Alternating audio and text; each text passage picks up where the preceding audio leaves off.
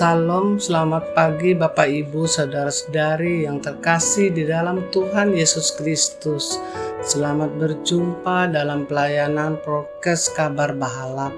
Hari ini tanggal 1 Mei 2024 bersama saya Diakon Hamid Asantosa dari Majelis Jemaat Palangka 1, Palangkaraya dari lingkungan pelayanan 2. Sebelum kita membaca dan mendengarkan firman Tuhan, marilah kita berdoa. Bapa yang baik, pagi hari ini kami menaikkan puji dan syukur. Kami berterima kasih kepadamu karena Engkau telah melindungi kami dalam istirahat kami sepanjang malam. Pada hari ini ya Tuhan, kami berterima kasih Engkau sudah membangunkan kami kembali dengan kekuatan dan kesehatan yang baru. Dan pada pagi hari ini ya Tuhan, sebelum kami akan memulai kebaktian, dan pada pagi hari ini ya Tuhan, sebelum kami akan mulai segala aktivitas kami datang lagi bersekutu dengan Engkau. Kami akan membaca dan merenungkan lagi firman-Mu. Kami percaya firman yang akan kami baca dan yang akan kami renungkan kembali akan menjadi berkat untuk kami semua. Kami siap membaca dan merenungkan firman-Mu. Dalam nama Tuhan Yesus kami berdoa. Amin. Pembacaan Alkitab terambil dari kitab Perjanjian Lama, yaitu Yesaya pasal 65 ayat 17-25. Dengan perikop, jawab Allah, hukuman bagi orang berdosa dan keselamatan bagi orang saleh. Sebab sesungguhnya aku menciptakan langit dan baru dan bumi yang baru. Hal-hal yang dahulu tidak akan diingat lagi dan tidak akan timbul lagi dalam hati. Tetapi bergiranglah dan bersorak-sorak untuk selama-lamanya atas apa yang kuciptakan. Sebab sesungguhnya aku menciptakan Yerusalem penuh sorak-sorak dan penduduknya penuh kegirangan. Aku akan bersorak-sorak karena Yerusalem dan bergirang karena umatku. Di dalamnya tidak akan terdengar lagi bunyi tangisan dan bunyi erang pun tidak. Di situ tidak akan ada lagi bayi yang hanya hidup beberapa hari atau orang tua yang tidak mencapai umur suntuk. Sebab siapa yang mati pada umur 100 tahun masih akan dianggap muda, dan siapa yang tidak mencapai umur 100 tahun akan dianggap kena kutuk. Mereka akan mendirikan rumah-rumah dan mendiaminya juga. Mereka akan menanami kebun-kebun anggur dan memakan buahnya juga.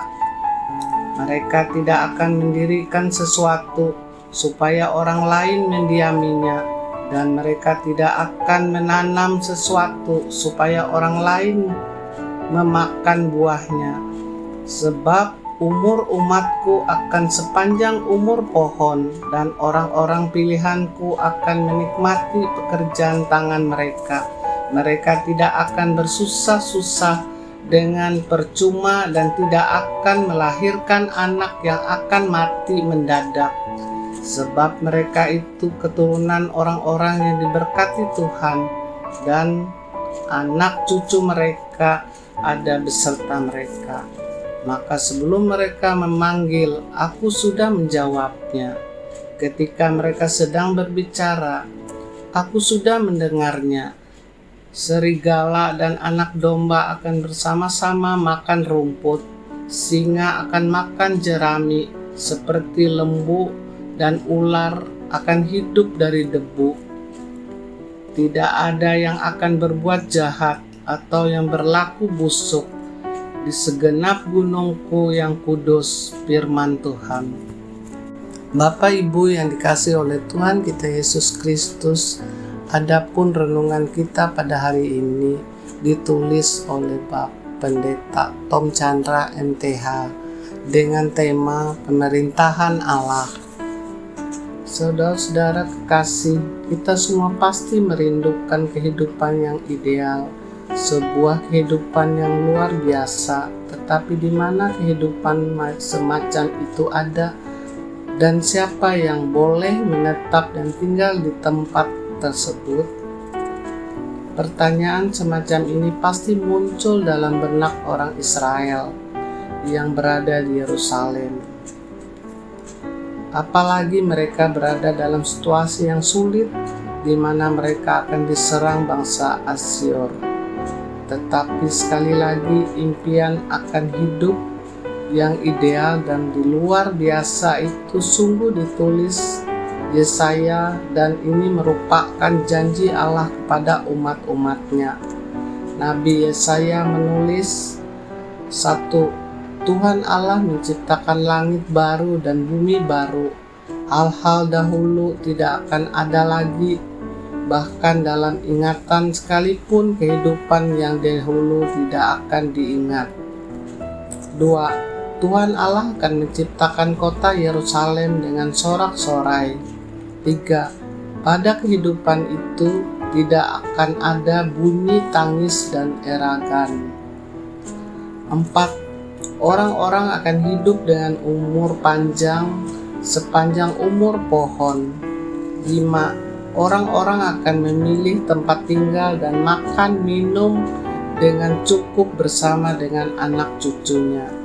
6. Musuh tidak akan ada lagi. 7. Tuhan Allah hidup bersama dengan umatnya. 8. Seluruh ciptaan akan kembali hidup dalam damai sejahteranya. Jelas pesan yang disampaikan Nabi Yesaya ini ditanggapi bangsa Yahuda dengan beragam. Ada yang percaya, ada pula yang meragukan berita tersebut. Karena kenyataannya mereka tetap diserang, ditaklukkan, dan dibuang. Namun jika Allah berjanji, maka janjinya tetap berlaku, dan setiap orang yang mendengar janji ini wajib berpartisipasi. Meskipun bangsa Yahuda tidak tahu kapan dan di mana janji ini akan ditunaikan. Namun sekali lagi, jika Allah berjanji, maka Dia akan menepati dengan caranya sendiri. Sebab kita yakin, sejak perjanjian lama sampai sekarang kita semua berada di dalam pemerintahan Allah. Dan janji ini sudah Dia anggap di dalam Yesus Kristus. Sebagaimana ungkapan di dalam doa Bapa kami, datanglah kerajaan-Mu, jadilah kehendak-Mu di bumi seperti di sorga. Jadi, pemerintah Allah sedang berlangsung dan janjinya tadi harus kita kerjakan dalam rumah tangga kita, dalam gereja, dan masyarakat dimanapun Tuhan Allah meletakkan kita. Amin. Demikian renungan firman Tuhan untuk kita pada pagi hari ini. Marilah kita berdoa. Allah Bapa di sorga, kami mengucap syukur atas firman Tuhan dan renungan yang telah kami dengar pada pagi hari ini. Biar firman-Mu itu menjadi penuntun jalan hidup kami, Tuhan. Tuhan, ampuni dosa dan kesalahan kami, biar kami anak-anak-Mu layak di hadapan-Mu. Di dalam nama Tuhan Yesus kami berdoa dan mengucap syukur. Amin. Bapak, Ibu, dan saudara-saudara yang kasih, jangan lupa like, komen, dan subscribe podcast ini. Sampai jumpa. Tuhan Yesus memberkati kita.